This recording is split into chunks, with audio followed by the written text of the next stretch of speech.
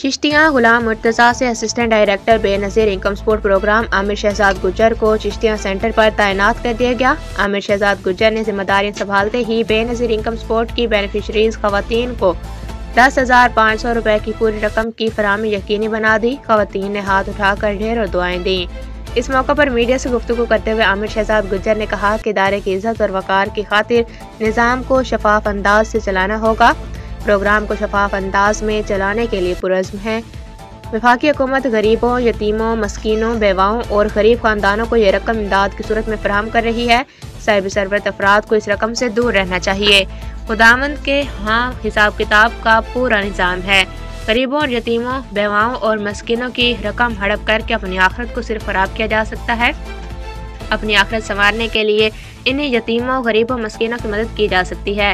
वफाकी हुकूमत की फराहम करदा रकूम पूरी की पूरी अगर मुस्तहिक खानदानों तक पहुँच जाएँ तो खुदावंद अजर अजीम अता फरमाएंगे। आमिर शहजाद गुज्जर ने मजीद कहा कि बेनज़ीर इनकम सपोर्ट प्रोग्राम के मुलाज़मीन अगर इस मकरूह धंधे में मुलविस पाए गए और बेनिफिशरीज की रकम हड़प करते हुए पाए गए तो इनके खिलाफ तदबीरी कार्रवाई अमल में लाई जाएगी। जो रिटेलर रकम की कटौती करते हुए पाए गए, इस रिटेलर की डिवाइस बंद कर दी जाएगी। किसी सूरत गरीबों की रकूम में हेरा फेरी करने की